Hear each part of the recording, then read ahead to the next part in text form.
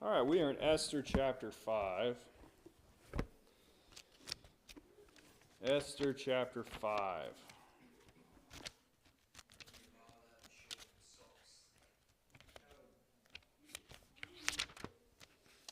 Esther chapter 5. We got down to, let's see, I think it was verse 9, didn't we?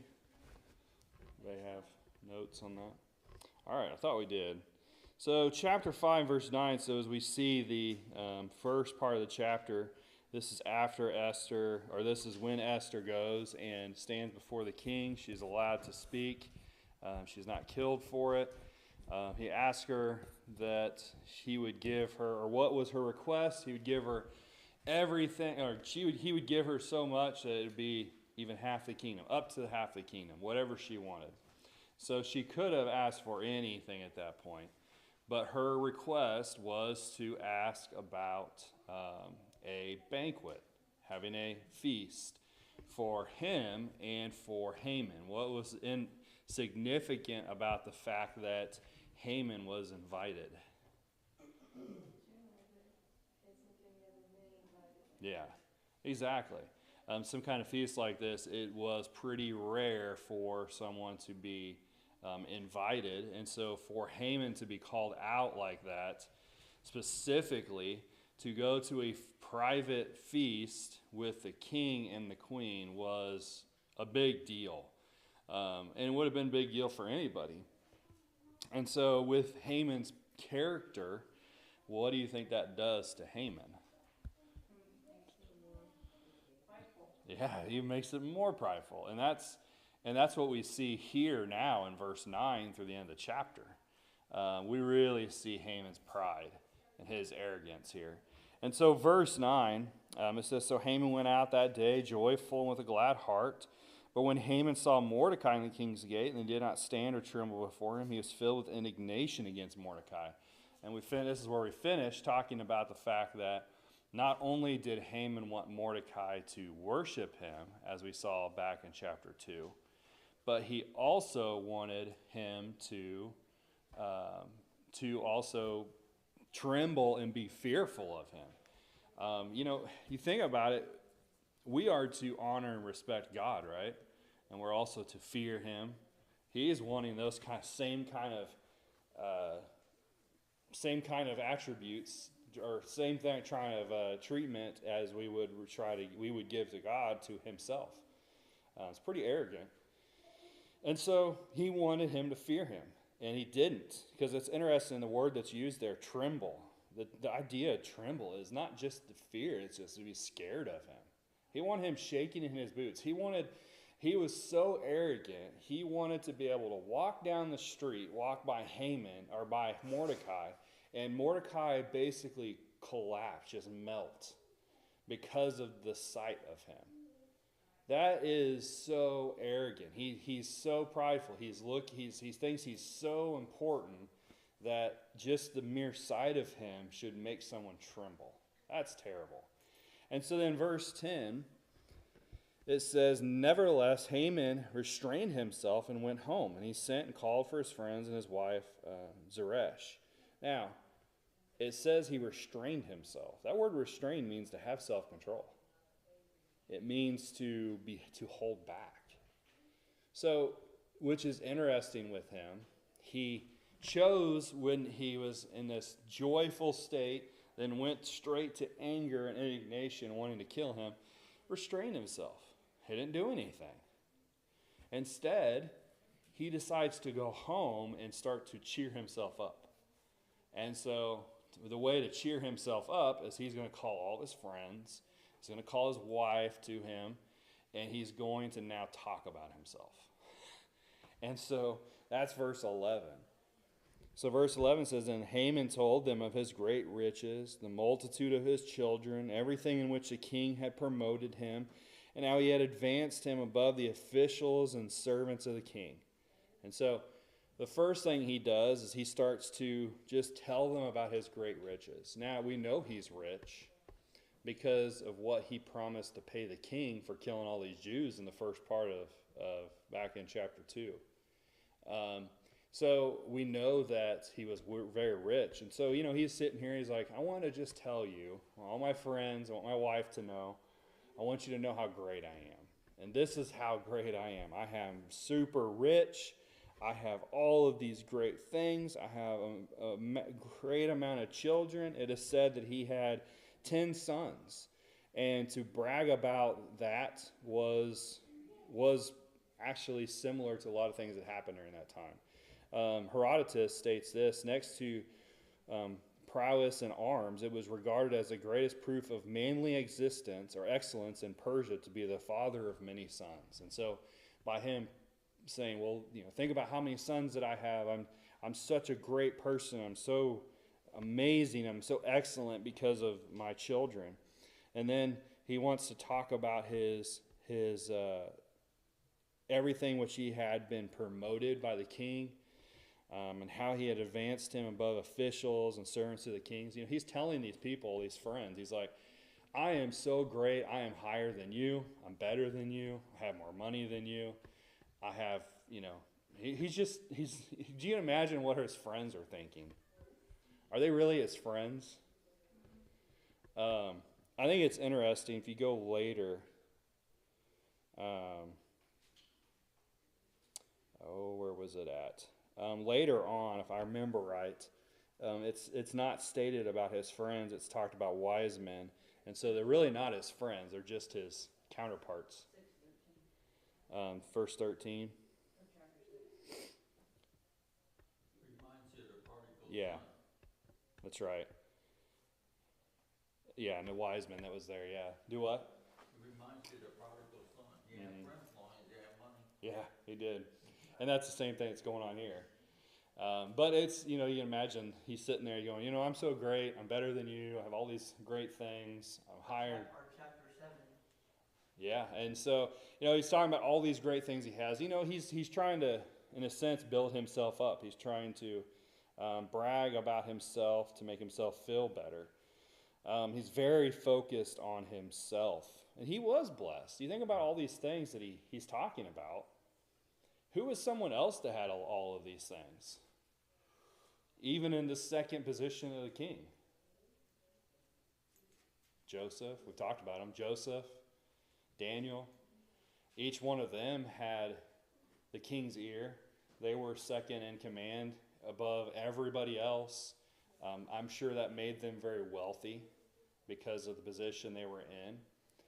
They had a lot of children. Joseph did, several children. And so, they could have bragged about their position. It's very blessed. He was very blessed. But instead of saying, I'm very blessed, look what has been, I've been blessed with and what people have done for me and what God has done for me, really. He goes, look how great I am. I've done all this. What's that remind you of? The parable. Luke chapter 12. So I'm going to read verse 16 through 21.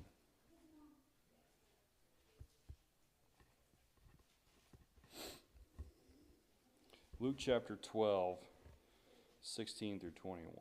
And he spoke a parable to them, saying, the ground of a certain rich man yielded plentifully. And then he thought within himself, saying,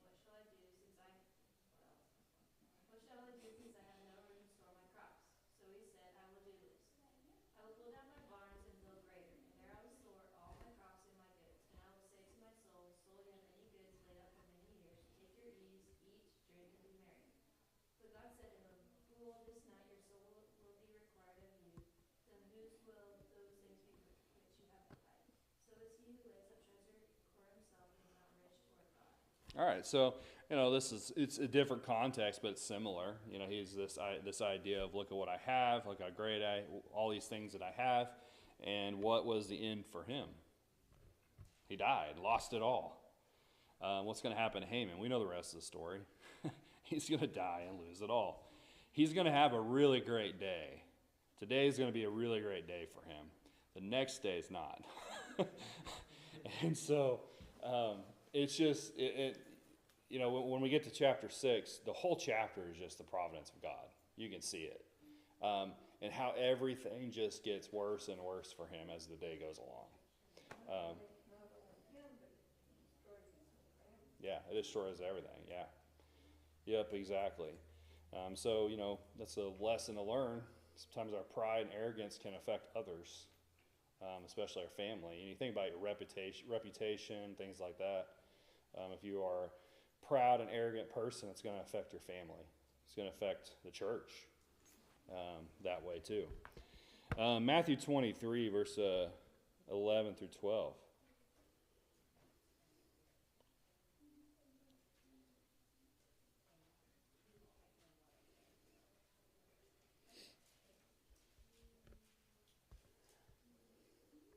But he that is greatest among you shall be your servant, and whosoever shall exalt himself shall be abased, and he that shall humble himself shall be exalted. So what does Jesus say we are to be? Humble. Humble. And the idea there is if we humble ourselves, we'll be exalted. Doesn't mean we're going to be put into a position of prominence, whatever, but God is going to bless us if we humble ourselves. But if we try to exalt ourselves, what's going to happen? Yeah, we'll fall. There's an interesting verse. Let me read Proverbs 27 and verse 2. Interesting Proverbs. There's a lot of Proverbs we could look at as we go through. I'm talking about Haman here, but this is an interesting one. Proverbs 27 and verse 2.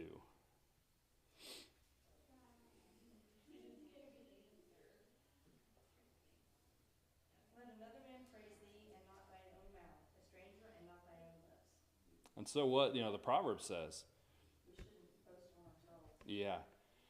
You think about that verse, let someone else, and it's not that you're sitting around waiting for someone to praise you. It's the idea of you're doing what you can, you're trying to be humble, but other people will praise you. And sometimes we need to take that praise. Sometimes we need to take that because of the things that we do. But that doesn't mean we're out looking for it. It doesn't mean we're out trying to get that praise. And so here Haman, instead of letting his family and friends say, you have a lot of great blessings, you're very blessed, you've done a lot of great things, and try to help build him up, he's trying to do it himself. And what that is doing is he's just showing his arrogance. He's showing his pride. And so all of these blessings, now notice verse 13 says, verse 12, he ends it. He says, moreover, Haman said, besides, Queen Esther invited no one but me to come in with the king to the banquet that she prepared. And tomorrow I'm again invited by her, along with the king. Yet all this avails me nothing, so as long as I see Mordecai the Jew sitting at the king's gate. And so, yeah, he sounds like a little spoiled brat, really. he's not getting what he wants. All of these things, like we said, he's very blessed. But all of these blessings to him were nothing because of Mordecai. And that's pretty sad. The word avails there, word study says it also takes on the sense of being suitable or sufficient. So he is saying all of these riches, this honor, this glory, all of these things that I've been blessed with, they are nothing. They are not sufficient. They are not enough to make me happy. What makes me happy is knowing he's dead. He's not putting very much value on them. No, he's not. That's a good point. His children mean nothing to him. As long as Mordecai alive. Yep. Yeah. It's pretty bad. Nothing that he had was sufficient to him because Mordecai didn't worship and fear him. Until Mordecai was dead, he wasn't going to be happy. My Bible says down here in the commentary that defying Haman didn't even make Mordecai nervous. That's one of the things that made him so mad, because it didn't even make him nervous. No, he wasn't scared of him. At all. Nope. That's right, and so that's what he wanted. But you think about it, he's saying that none of this is sufficient. The only way that I'm going to be happy is to know that Mordecai's dead. Is that really going to fix his happiness or sadness? No. What's it going to be next? Something else, right? He's going to get past this point if that happened, which it's not going to. And then he's going to move on to something else. And he's going to say, you know what? I'm not going to be happy. Nothing that I have is sufficient until I have this or this happens to me. And so it's not. To him, he thinks that's what's going to fix it, but it's not. Yeah, yeah. He could say next, yeah, I'm not going to be happy until I'm in the king's position. Yeah. And during that time, there was a lot of close family, friends, and cohorts that would kill the king to get into their position. That happened a lot. And so, verse 14, then his wife Zeresh and all his friends said to him, let a gallows be made 50 cubits high, and in the morning suggest to the king that Mordecai be hanged on it. Then go merrily with the king to the banquet. And the thing pleased Haman, so he had the gallows made. And so his wife and friends, basically said there's no reason for him to be sad.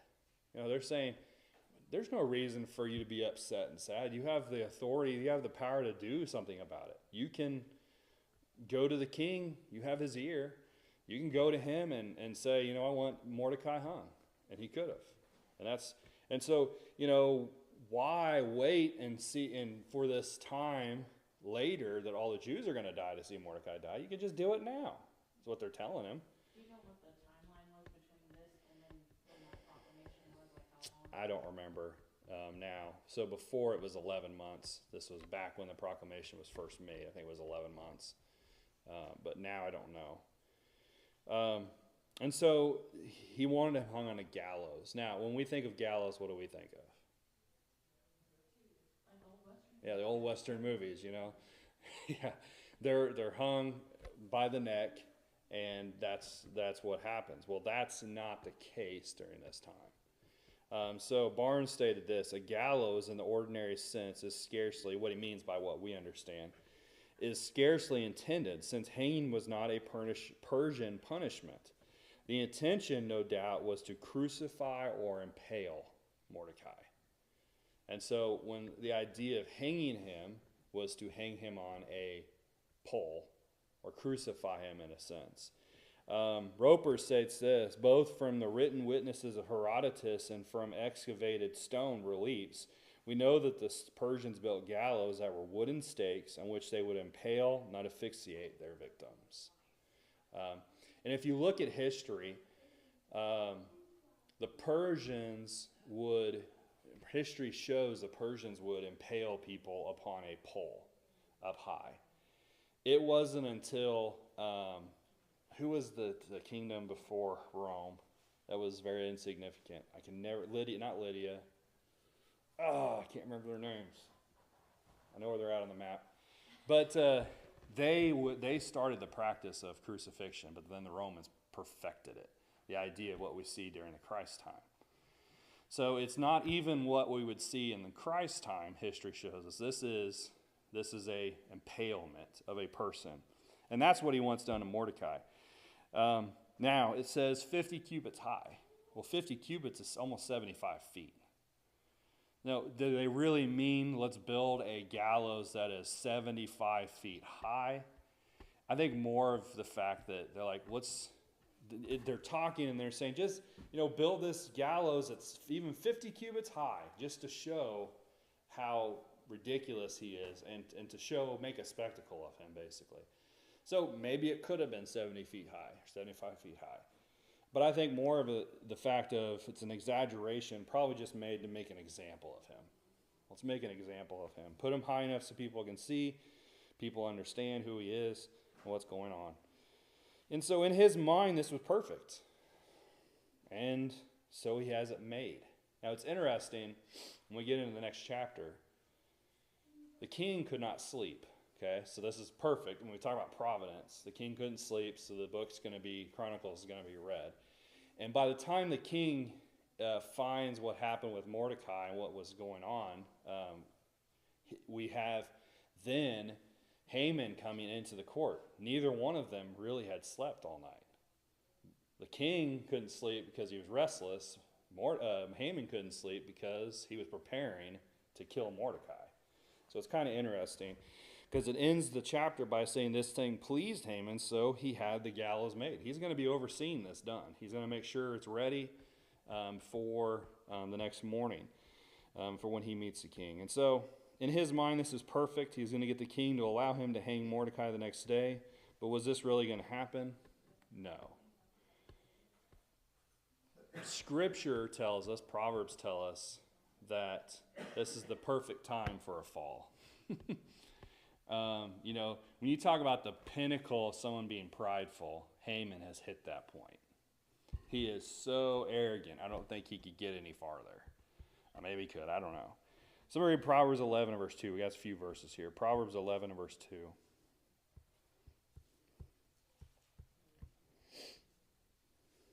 When pride cometh, then cometh shame, but with lowly is wisdom. Okay, so with pride comes what? Shame. We're going to see that in the next chapter. 29 and 23 of Proverbs.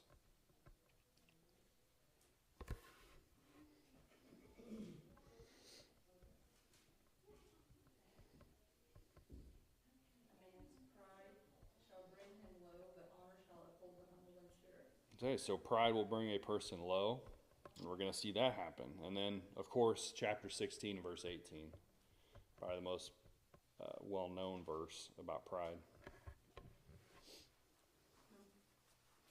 Pride goeth before destruction, and a haughty spirit before a fall. Is he going to see a fall? Yeah. Yep. Is he going to see destruction? Yes. And so, really, when you see the principle of pride in the Scripture, he's at that point. He's reached it, and he's getting ready to fall. And that's going to be chapter 6. And so he's going to lose everything because of his pride. And like Barb mentioned, his family's also affected by that. So, any questions on chapter 5 before we move to chapter 6? Nothing? All right, let's go to chapter 6. Somebody want to read? Let's get a part here. Let's see. Let's read verse through 1 through 5. That night the king could not sleep. So one was commanded to bring the book of the records of the Chronicles, and they were read before the king. And it was found written that Mordecai had told of Bigthana and Teresh, two of the king's eunuchs, the doorkeepers, who had sought to lay hands on King Ahasuerus. Then the king said, "What honor or dignity has been bestowed on Mordecai for this?" And the king's servants who attended him said, "Nothing has been done for him." So the king said, "Who is in the court?" Now Haman had just entered the outer court of the king's palace to suggest that the king hang Mordecai on the gallows that he had prepared for him. The king's servant said to him, "Haman is there, standing in the court." And the king said, "Let him come in." All right, so the first part of verse 1 says, "That night the king could not sleep." Why could he not sleep? We're not told. We're just told that he couldn't sleep. Now, could it be the fact that he was restless because he felt like there was something that he had not done that was missing? We don't know. It could have been just the fact that he was just not tired or just having one of those nights that some of us have all the time, right? That we can't sleep. We don't know. But we do know, just from even verse 1, the providence of God is happening in this chapter. For sure. This whole chapter just screams providence of God. When you talk about, when people say, well, it just happened by chance, all these things happen, there is no way. Because you're going to notice as we go, if you read through this whole chapter, things happen just immediately after another. There's not even time for Haman to think and process what is going on. He's going to go from one thing to another very quickly, and his life just starts to spiral downhill extremely fast here. And so I don't think it's chance. There's no way it's chance. It's got to be providence, because God doesn't even give Haman a chance to react. He's just one thing after another. And then when he has the opportunity to react, he makes the wrong choice. And that's in the next chapter. And so the king couldn't sleep, so he had someone else read to him. Maybe it could have been that was soothing, put him to sleep. He's thinking, okay, go get the boring book of my history. Because that's what the book of Chronicles is of all the events that happened in his kingdom. And so he's saying, okay, go get that book. Somebody sit down and read this, and maybe I'll start falling asleep because of that. We don't know. But the book of Chronicles was read to them. And so this would be the record of everything that he had done. So that was verse 1. So then verse 2, it says, "It was found written that Mordecai had told of Bigthana and Teresh to the king's eunuchs, the doorkeepers, who sought to lay hands on him." So these two men that wanted him dead. We know about this back in chapter 2. And so the king asked the question, what honor and dignity had been bestowed on Mordecai for this? Now that's interesting, because how did the information get to the king about what had happened? Do you remember? Mordecai heard it, right? But how did it get to the king? Through Esther. And really, I think if I remember right, it went from one of her servants to Esther, then to the king. So Esther made sure that the king knew, and that it was written down in the record, that it was Mordecai who was the initial person who heard about it and knew what was going on. And so that was important, because if he had read this, he'd go, well, who was this person then maybe he would have said, okay, let's find out who this person was that saved my life. But it was recorded by name who it was. And so he then knows who Mordecai is and who this man is and what he had done. And so he asked the question, what had been done to help with bestowing this praise upon him and thanking him for this. Nothing had been done. So this was a problem for the king. Butler stated this, according to Herodotus, those who had done great deeds of honor and benefit to the king of Persia had their names written on a special roll of honor, and they were esteemed as a special class of people. It would be a serious violation of Persian protocol and law, and a great dishonor to the emperor, should he not honor someone who had saved his life. And so according to Herodotus, if he had not done this or had honored him, then it would have been bad for him as a king. And so, this bothers him. He's like, well, I want this. I want to make sure that this happens. Now, is the providence of God happening again here? Okay, so he, what time of night was this that he started to read? We don't know. We know that not very long after or later, Haman's going to walk in, so it's obviously morning. The king has done many things in his life. This is going to be a record of all the things that has done. Why was it that the man that was reading just read this section or got to this section very quickly? We don't know. I think it's providence of God, right? That exact moment, the exact thing that was needed to be read at the exact time. Because then verse 4, so the king said, who is in the court? So as he's talking and he's hearing about Mordecai and he's asking this question, well, what have we done for this man? They say nothing. He hears somebody in the court just immediately. I mean, it's not a couple hours later and somebody's in. He's talking, he's having this conversation. He's hearing somebody in the court. Haman, and the man says, now Haman had just entered the outer court, the king's palace, to suggest the king hang Mordecai on the gallows that he had prepared for him. He's coming to get that request from the king granted. And so the king's servant said to him, Haman is there standing in the court. And the king said, let him come in. So Haman came in. And before he could even speak, he starts to talk to Haman. And he says, what shall be done for the man whom the king delights to honor? Now, what has happened with the last chapter with Haman? He's extremely arrogant. He's extremely prideful. And so in his mind, he's going, the light bulb is me.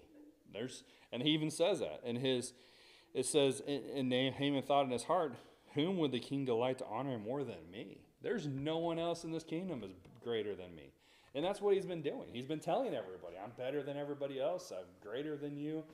I'm more blessed than you. I have all these things. He's thinking, there's obviously no one else better than me. He wants to honor me.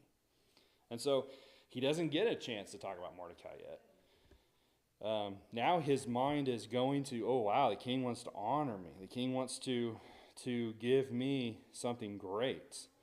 And so notice then for the next verse.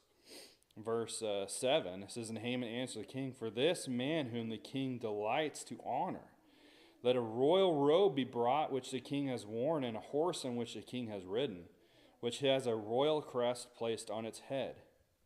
Then let his robe and horse be delivered to the hand of one of the king's most noble princes, that he may array the man whom the king delights to honor. Then parade him on horseback through the city square and proclaim before him, thus shall it be done to the man whom the king delights to honor. So his answer is, then let's parade him through the streets. Haman's starting to think, I've bragged to my wife and my friends. How about everybody knows how great I am? And so let's put this man on the king's horse and put those royal robes upon him, and even to a point of putting a crown upon his head, and parade him through the streets and just praise him that this is the king, the one the king wants to honor. And so then, verse 10, the king said to Haman, hurry, take the robe and the horse as you have suggested, and do so for Mordecai, the Jew who sits within the king's gate. Leave nothing undone on all you have spoken. So not only does the king say, that's a great idea, who has to do this? Haman. I can just picture his face, like he probably just froze and wanted to fall over. Yeah. Like, oh no. Yeah, exactly. And then you think about how hard is this going to be now for him to come up to the king and say, this guy you just honored, I want him hung. He can't. He's now, his whole plan's gone. And so now he's the one that is going to have to go out and do all of this for the king. So this person he wants to kill, now he's going to have to parade him through the streets and yell, that this is the one the king who wants to honor. Now, something that Haman is skipping over here. What did Haman say to the king? If you notice in verse 9, he says, the first part, let this robe and horse be delivered to the hand of one of the king's most noble princes. So when the king looks at Haman and says, I want you to do it, what is he saying about Haman? He looks at Haman as someone very noble. He's honoring him. He's saying, you are the person that I choose to be the most honorable prince to do this great honor for me. So Haman should have looked at that as a really great honor. But did he? No, he goes home and pouts later. Starts to cry, basically. And so, no, he's definitely not happy with this. And so, we're about out of time. Haman took the robe and the horse, arrayed Mordecai, and led him on horseback through the city square, and proclaimed before him, thus it shall be done to the man whom the king delights to honor. And so this is humiliating for him, isn't it? Verse 12, and afterward Mordecai went back to the king's gate, but Haman hurried to his house, mourning and with his head covered. What does that mean, he has his head covered? Shame, right? He'll do what, Bar? He was ashamed. He was ashamed. What we see in just a few we read in Proverbs, pride goes before shame, right? With pride comes shame.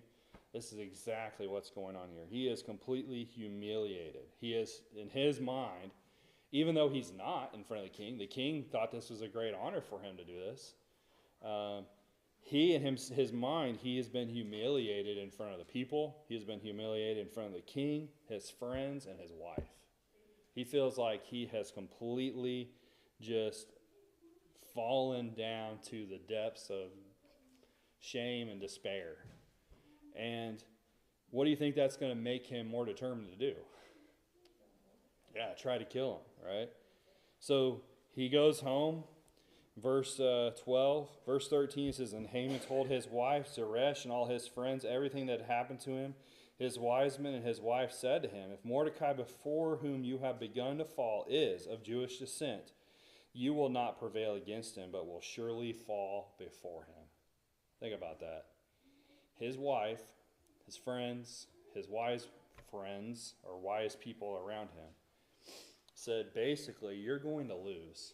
You have lost. You have made this proclamation. You have had this plan set for a long time. You've even tried to hang Mordecai, and it has kept failing for you. You're going to lose. You have lost. They recognized that. They saw it. All the things that you're trying to do to win, you just lost. He was doomed in their eyes. They knew he was doomed. And then, before he can even process that, verse 14, While they were still talking with him, the king's eunuchs came and hastened to bring Haman to the banquet which Esther had prepared. He didn't even have time to think about it or process what they said. They said, "You're doomed." And somebody walks in and says, "You have to leave now." Well, as we saw before, he had to drop everything and go when the king said that, and he had to. So now he's headed to this feast. Do you think he's going to be in the same mindset and attitude as he was before? No, for sure. So we'll look at chapter 7 next week. Thank you guys for your time.